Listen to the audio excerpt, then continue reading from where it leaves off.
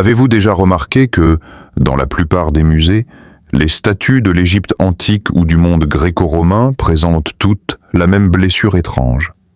Un nez cassé? Cette coïncidence est trop frappante pour n'être qu'un simple hasard. Pourquoi ce détail précis revient-il si souvent? En Égypte, en Grèce ou à Rome, des visages sculptés avec soin nous parviennent mutilés, privés de cette partie centrale qui attire le regard. Est-ce que c'est le résultat de l'érosion naturelle et du temps? Ou bien un acte volontaire, porteur de sens, visant à effacer le souffle vital, l'identité ou le pouvoir d'une figure représentée? Derrière ces nez manquants se cache une véritable énigme archéologique et symbolique, qui traverse les siècles et continue de fasciner chercheurs comme passionnés d'histoire. Mais avant de continuer, pensez à vous abonner, liker et partager. On y va. Avant d'y voir un mystère, il faut rappeler une réalité simple. Les statues sont des œuvres fragiles. Sculptées dans le calcaire, le grès ou parfois le granit, elles ont traversé des millénaires soumis au vent, au sable, aux inondations et aux chocs. Or, le nez, proéminent et étroit, constitue l'une des parties les plus vulnérables d'un visage sculpté. Un simple impact, un effondrement partiel ou même l'érosion progressive suffit à le briser.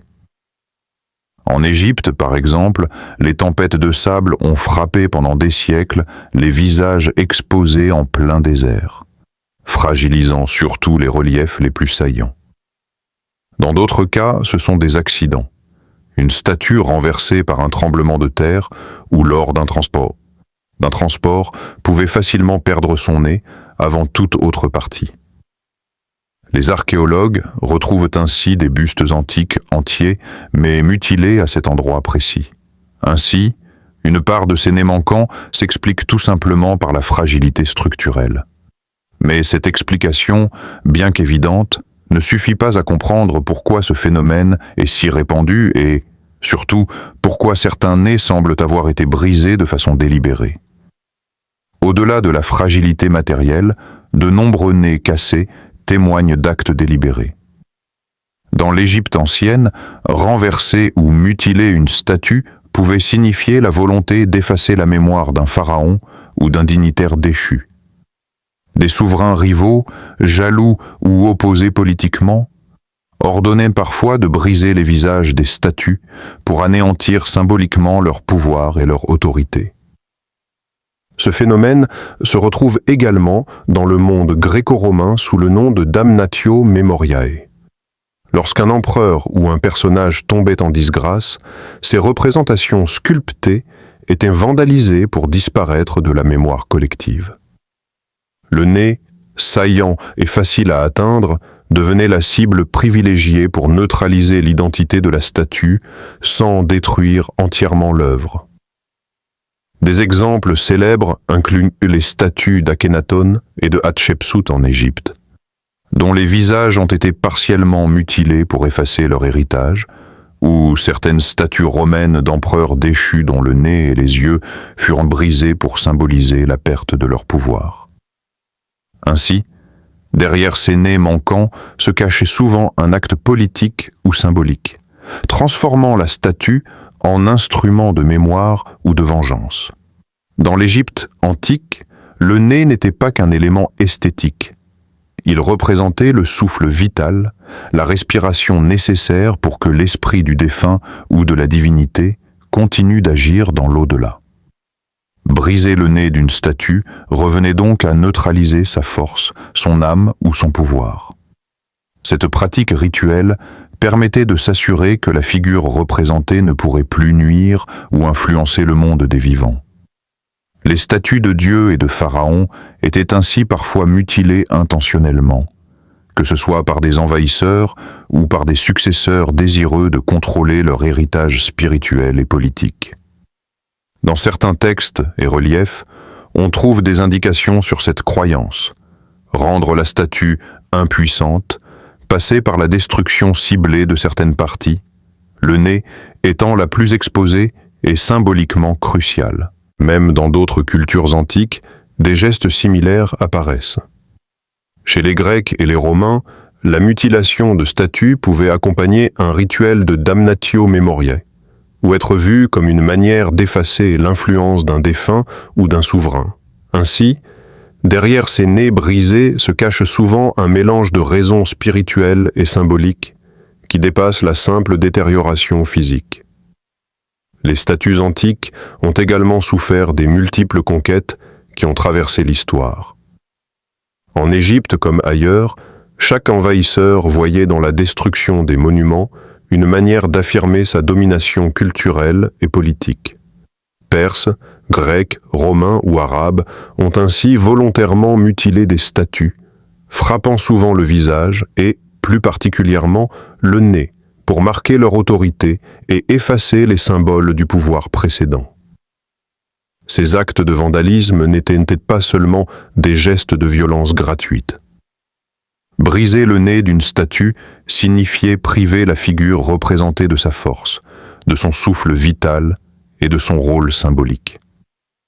Les temples, palais et tombeaux envahis voyaient alors leurs œuvres iconographiques partiellement détruites, créant ces visages mutilés qui nous intriguent encore aujourd'hui. Par exemple, certains temples égyptiens conquis par les Perses ou les Romains présentent des statues dont le nez a été systématiquement cassé, témoignant d'une volonté délibérée de neutraliser la présence symbolique des anciens souverains ou dieux. Ainsi, ces mutilations étaient autant des messages politiques que des gestes chargés de sens symbolique. Même après la fin des grandes conquêtes, les statues antiques ont continué à perdre leur nez, cette fois sous l'effet du temps et des interventions humaines modernes. L'érosion naturelle, les intempéries, le vent et le sable ont fragilisé les sculptures. Surtout les parties saillantes comme le nez, exposées aux chocs et aux fissures. Les tremblements de terre ou l'effondrement de structures ont également contribué à leur mutilation. Au XIXe siècle, lors des premières fouilles archéologiques, les méthodes peu prudentes ont parfois aggravé les dégâts. Des statues ont été cassées pour être transportées, exposées ou vendues sur le marché des antiquités. Certaines pièces furent volontairement amputées pour faciliter leur déplacement ou pour créer des objets plus commercialisables. Ainsi, de nombreux nez manquants s'expliquent par la combinaison de l'usure naturelle et de l'intervention humaine, même bien après l'Antiquité.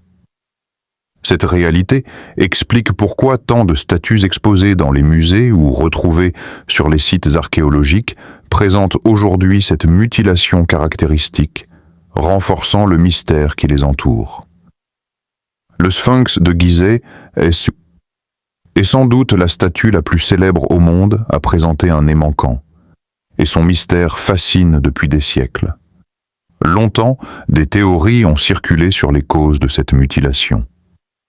Certains attribuant la perte du nez à l'érosion naturelle et aux tempêtes de sable, tandis que d'autres évoquent des actes de vandalisme religieux ou militaire.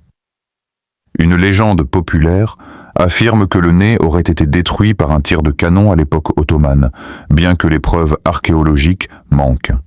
D'autres hypothèses évoquent des iconoclastes musulmans du XIVe siècle, hostiles à la représentation d'êtres humains ou de divinités, qui auraient volontairement brisé le visage.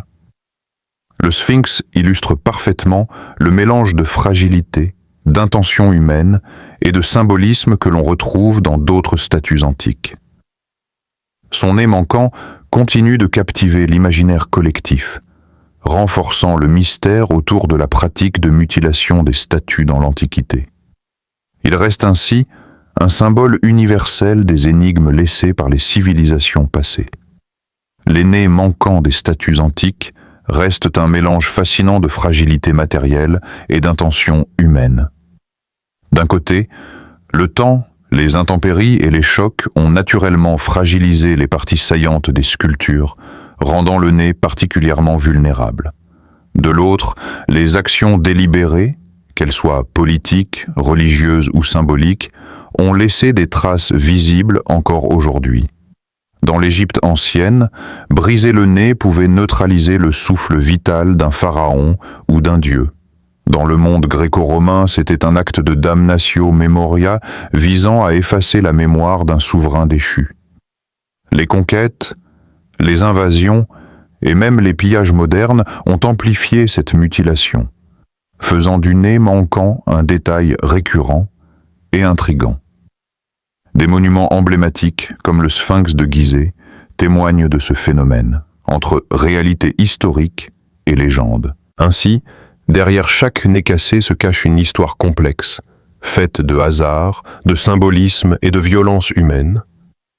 Ces mutilations fascinent encore les historiens et le grand public, rappelant que chaque statue est à la fois un vestige tangible du passé et un témoin des intentions et croyances de ceux qui l'ont façonnée ou détruite. N'oubliez pas de vous abonner, liker et partager si ça vous a plu. On se dit à bientôt.